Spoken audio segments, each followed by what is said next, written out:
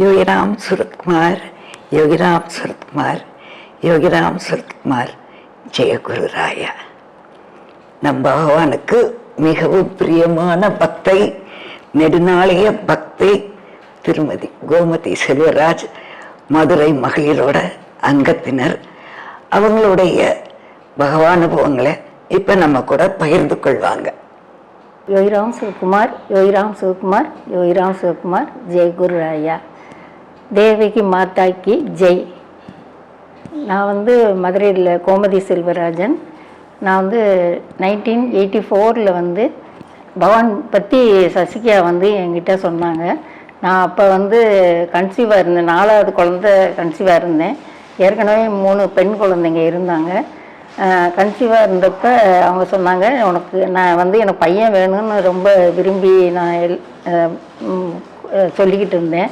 அப்போ சொன்னாங்க, திருவண்ணாமலையில் ஒரு சாமி இருக்கார், அவர் நம்ம என்ன நினைக்கிறோமோ அதை நம்ம நாமும் சொல்லலாம், எழுதவும் செய்யலாம்.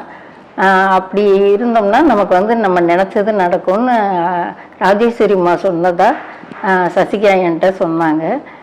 அந்த நிமிஷத்துலேருந்தே எனக்கு சாமியோட யார் என்னன்னே எனக்கு தெரியாது. ஆனால் சாமியோட நாமத்தை விடாமல் சொல்லிக்கிட்டு தான் அவங்க தெய்வ குழந்தை யோகிராம் சிவகுமார், ராம்ஜின் என்கிட்ட சொன்னாங்க.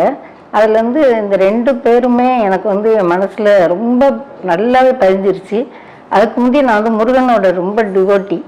ஆனால் எனக்கு இந்த சாமியை பற்றி சொன்னோடனே எனக்கு ரொம்ப சாமியோட நாமந்தான் என் மனசுக்குள்ளே ஓடிக்கிட்டே இருந்தது. அதுக்கப்புறம் கொஞ்ச நாள் கழித்து டெலிவரி டேட் வந்தது.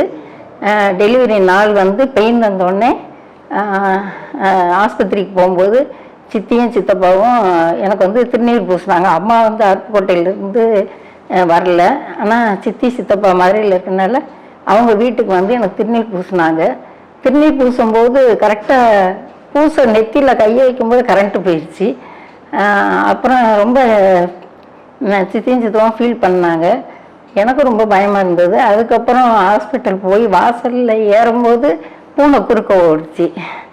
உடனே ரொம்ப பயந்துட்டேன். நான் என்ன ரொம்ப தடங்களாக வருது அப்படின்னு ரொம்ப பயந்துக்கிட்டே இருந்தேன். அங்கே போய் ஆஸ்பத்திரியில் அட்மிட் ஆகியாச்சு. அதுக்கப்புறம் டாக்டர் அம்மா ஒரு டெலிவரி ஆயிடுச்சு. டாக்டர் அம்மா ஒரு 1/2 மணி நேரம் ஆகியும் எனக்கு என்ன பேபின்னே சொல்லலை. ஆனால் நான் நாமத்தை விடவே இல்லை. சித்தி விட சொல்கிறாங்க, நீ முருகான்னு சொல்லுன்னு சொல்கிறாங்க. ஆனால் எனக்கு என்ன ராம்ஜின்னு தான் வருது எனக்கு. உடனே பிறந்து கொஞ்ச நேரத்தில் அவங்க என்ன பேபின்னு பயந்துக்கிட்டே கேட்டேன். அப்போ பையன்தான் அப்படின்னு சொன்னாங்க. உடனே யோகிராமா அப்படின்னு அந்த என்னை அறியாமல் ரொம்ப மனசில் ரொம்ப கத்திட்டேன். அதுக்கப்புறம் அவனுக்கு ராம்கோசிக்குன்னு பேர் வச்சோம். ஆனால் என்னால் உடனே நான் குழந்தைய கூட்டிகிட்டு போக முடியல. அது என் மனசில் இருந்துச்சு. ஆனால் பிறந்த உடனே சாமிக்கு லெட்டர் எழுதி போட்டேன், பையன் பிறந்துட்டாங்க உங்கள் ஆசீர்வாதத்தில்னு லெட்டர் எழுதி போட்டேன். எழுதி போட்டு ஒரு 3 மாதம் கழித்து திடீர்னு நைட்டு ஒரு 11 மணிக்கு ராஜேஸ்வரிம்மா வீட்டுக்கு கதவை தட்டினாங்க. கதவை தட்டி பகவான் இதை அவன் கையில் கொடுக்கணும், இந்த குழந்தை கையில் கொடுக்கணும்னு சொன்னாங்க. சரின்னு அப்புறம் அந்த புள்ளி மரத்து அடியில் இருக்க இது படம் தான் கொடுத்து விட்டுருந்தாங்க. அதுவும் பழங்களும் கொடுத்தாங்க. அவன் ரொம்ப பேபியாக இருக்கும்போது அவன் கையில் கொண்டாந்து சாமி சொன்ன மாதிரி அவங்க கொடுத்துட்டு போயிட்டாங்க. அதுக்கப்புறம் சாமி திரும்ப சாமிக்கு நாங்கள் போகிறதுக்கு 1.5 வருஷம் ஆயிடுச்சு. 1 வருஷம் ஆனோடனே சந்திரமாமா சசிகா தான் கூட்டிகிட்டு போனது. அதுக்கப்புறம் திருவண்ணாமலையில் காலையிலேருந்து சாயந்தரம் வரைக்கும் நாங்கள் சாமி பின்னாலே போனோம். ஆனால் அவர் அது எங்களை கண்டுக்கவே இல்லை. அப்புறம் ஈவினிங் ஒரு 5 மணி இருக்கும். அந்நேரம் கோயிலுக்கு முன்னாடி நின்றுக்கிட்டு இருக்கும்போது ரொம்ப கூட்டமாக இருந்தது. என்னன்னு பார்த்தா ஜெயேந்திர சரஸ்வதி சுவாமிகள் அன்றைக்கி வர்றாங்க. வந்தப்போ 2 பேருமே கையை தூக்கி ஆசீர்வாதம் 2 பேரும் மௌனமாகவே 2 பேரும் ஆசீர்வாதம் பண்ணிக்கிட்டாங்க. ஒருத்தருக்கு ஒருத்தர் ஆசீர்வாதம் பண்ணிக்கிட்டாங்க. அப்படியே அவங்க ஜெயேந்திர சுவாமிகள் போயிட்டாங்க. அதுக்கப்புறம் சாமி கோயிலுக்குள்ளே வந்தார். நாங்கள் பின்னாலேயே போனோம். பின்னாலே போனப்போ எங்களை வட்டமாக உட்கார சொன்னாங்க.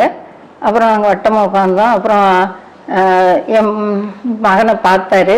பார்த்து அவனுக்கு ரொம்ப நல்லா ப்ளஸ் பண்ணார். அதுக்கப்புறம் நாங்கள் கொண்டு வந்த ஃப்ரூட்ஸு அப்புறம் ஸ்நாக்ஸ் எல்லாம் கட் பண்ணி எல்லா சாதுக்களுக்கும் கொடுக்க சொன்னார். அவன் 1.5 வயசு பையனாக இருந்தான். ஆனாலும் நல்லா அவன் வந்து எல்லாருக்கும் கொடுக்க சாமி வந்து குலுங்கி சிரிக்கிறாங்க. அவன் கொடுக்க ரொம்ப சந்தோஷப்பட்டாங்க. அதுக்கப்புறம் எங்களை கூட்டிகிட்டு வந்து இன்னொரு இடத்துல உட்கார வச்சார் வரிசையாக. அதுக்கப்புறம் இவங்க அந்நேரம் ஓம் பிரகாஷினியம்மா வந்திருந்தாங்க. அவங்க எத்தனை பேர் வந்தாங்கன்னா 13 பேர் வந்திருக்கோன்னாங்க.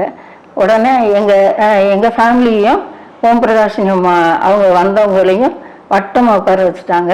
அவங்க அந்த திண்ணையில் உட்காந்துருந்தாங்க. அப்போ சாமி வந்து ஓம் பிரகாஷினியம்மாட்ட பேசினாங்க. பேசிட்டு கழுத்தில் இருக்கிற ஒரு மாலையை மட்டும் கழுத்தில் போட்டுட்டு மற்ற மாலையை பூரா ஓம் பிரகாஷினியம்மாட்ட போட்டாங்க. போட்டோடனே அடுத்து சந்திரமாமா பேசினார். அடுத்து தம்பியை கூட்டிகிட்டு வர சொல்லி என்னோட ஹஸ்பண்ட்ட அவனை பக்கத்தில் நிற்க வச்சு என்ன பேருன்னு கேட்டாங்க.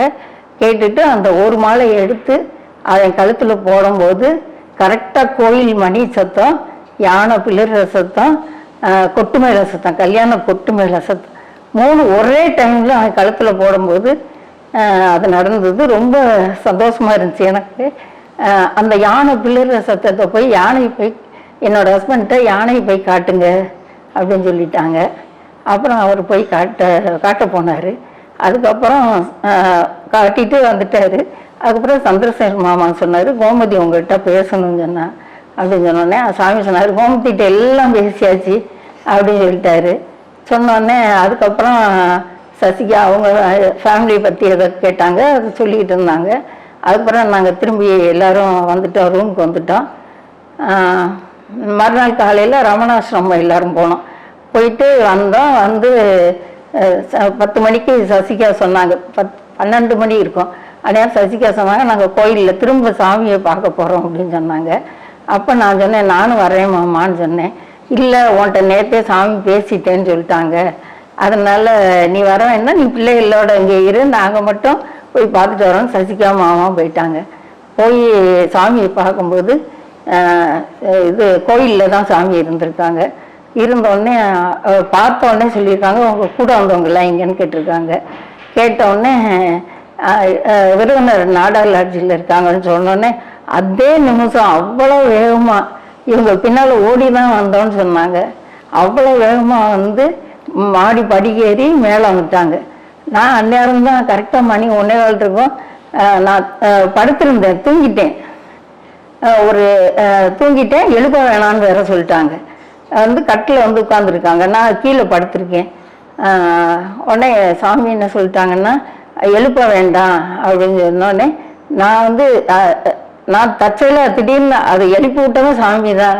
நான் எந்திரிச்சிட்டேன், ஒரு 2 செகண்டில் நான் எந்திரிச்சிட்டேன். ஆனால் என் கண்ணுக்கு வந்து கீழேருந்து பார்க்கும்போது அது விஸ்வரூப காட்சி தான். சாமியை பெருசாக தெரிஞ்சார். அந்த ஃபஸ்ட்டு டைம் பார்க்கும்போது அவ்வளோ நல்லா ரொம்ப பெரிய இதாக தெரிஞ்சது. அது விஸ்வரூப காட்சி தான் எனக்கு கொடுத்துருக்காரு.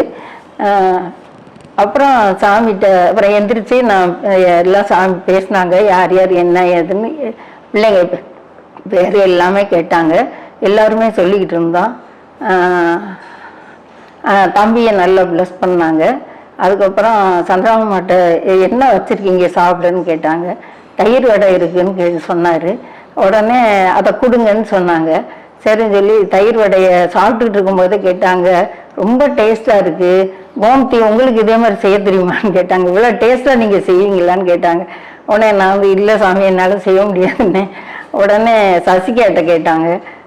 சசிகா சொன்னாங்க, சந்திரமாமாட்ட கேட்டாங்க. அதுக்கு சொன்னாங்க, சந்திரமாமா சசிரேகை நல்லா செய்வாங்கன்னாங்க. இல்லை அவங்களால செய்ய முடியாது அப்படின்னு சொன்னாங்க. அப்புறம் சசிகாட்ட வந்து கேட்கும்போது நிகிலா நல்லா செய்வா அப்படின்னு சொன்னாங்க. இல்லை நிகிலாவாலையும் செய்ய முடியாது அப்படின்னு சொல்லிட்டு யாராலும் இந்த மாதிரி டேஸ்டாக செய்ய முடியாது அப்படின்னு சொல்லி சொன்னாங்க. அதுக்கப்புறம் என்கிட்ட கேட்டாங்க, என் பேர் என்னன்னு தெரியுமா உங்களுக்குன்னு கேட்டாங்க. நான் வந்து சொன்னேன், தெய்வ குழந்தை யோகிராம் சிவகுமார்னு சொன்னேன். அதுக்கு சொன்னாங்க, இல்லை என் பேர் யோகிராம் சிவகுமார் அப்படின்னு சொல்லிட்டு ஒன்ஸ் மோர் மாறி மாறி சொல்ல சொன்னாங்க. அதை நான் சொல்லிக்கிட்டே இருந்தேன். அதுக்கப்புறம் வேறு மேட்ரு பேசினாங்க. பேசிட்டு கொஞ்ச நேரம் கழித்து பழையடி கேட்டாங்க. என் பேர் என்ன தெரியுமா? நான் ஸ்ரீ யோகிராம் இந்த பயத்தில் ஸ்ரீ யோகிராம் சிவகுமார். இல்லை, என் பேர் யோகிராம் சிவகுமார். பழையடி ஒன்ஸ் மோர்னு சொல்ல சொன்னாங்க. பழையடி சொன்னேன் நான். அதுக்கப்புறம் பிள்ளைகளோட நல்ல தம்பியோட பேசிக்கிட்டு இருந்தாங்க. அவனை கூப்பிட்டு வச்சு பக்கத்தில் உட்கார வச்சு நல்ல தடவி கொடுத்து ஆசீர்வாதம் பண்ணாங்க. அப்புறம் சந்திரசேகரம்மா மட்டும் நல்லா பேசினாங்க.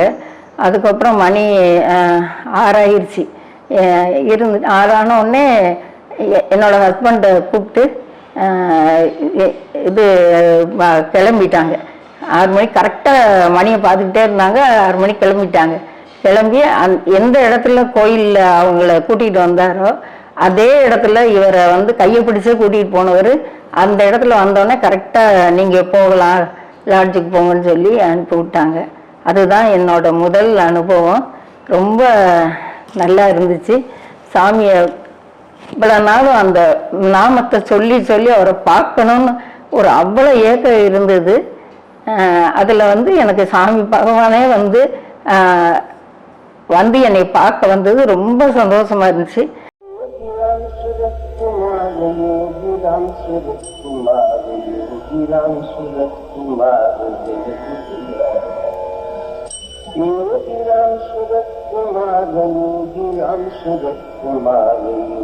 Ram Surat Kumar,